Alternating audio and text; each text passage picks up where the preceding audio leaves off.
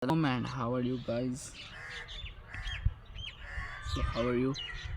Uh, Before start the vlog, don't forget like, subscribe, share and comment. So let's see today we tell about the chapter number 1 of ninth class, the saviors of mankind in English book.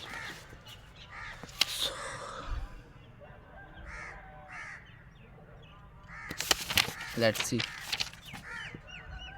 Arabia is the land of unparalleled charm and beauty with its trackless deserts and sand Children is coming, done, guys. done in the dazzling rays of the tropical sun. Its starry sky has excited the imagination of poets and travelers. It was in this land that the Rasulullah Khatam Nabiyyin Sallallahu Alaihi Wasallam was born in Makkah Mukarramah, which is about 50 miles from the Red Sea. The Arabs possessed a remarkable memory and were an eloquent people. Their eloquence and memory found expression in their poetry. Every year, a fair was held or political competition at Ukaz. It is narrated then that Hamad said to Caliph Walid bin Yazid, I can recite to you for each letter of the alphabets 100 long poems without taking into account short pieces, and all of the that was composed exclusively by poets before the promulgation of Islam. It is no wonder that Allah subhanahu wa ta'ala uh, chose the Arabic language for his final dispensation and the preservation of his world. In this 5th and 6th centuries, mankind stood on the verge of choice.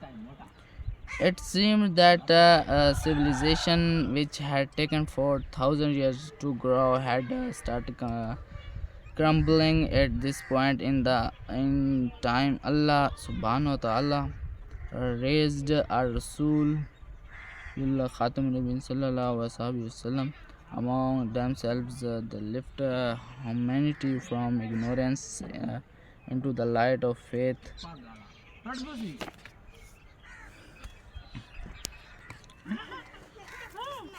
When Hazrat Muhammad Khatam Nabin sallallahu alaihi wasallam was 38 years of age, he spent most of his time in solitude and meditation in the cave of Hira, and he used to retire with the food and water and spend days and weeks in remembrance of Allah. The period of waiting had come to a close.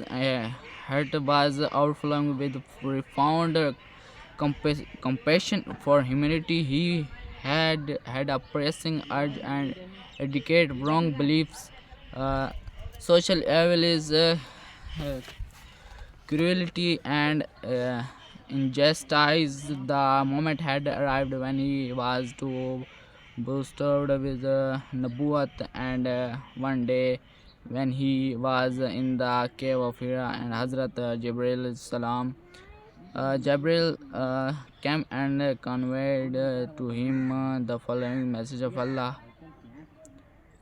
Read in the name of the Lord who created man from the account of congealed blood. Read, and their Lord is the most bountiful, who taught the use of the pen taught man that which he knew not. The revelation of the divine message, which continued for the next 23 years, had begun, and the Rasulullah and risen the proclaim the oneness of Allah, Tawheed, and the unity of mankind. His mission was to destroy the nexus of superstition, ignorance, and disbelief, and set up a noble conception of life and lead mankind to the light of faith and divine bliss.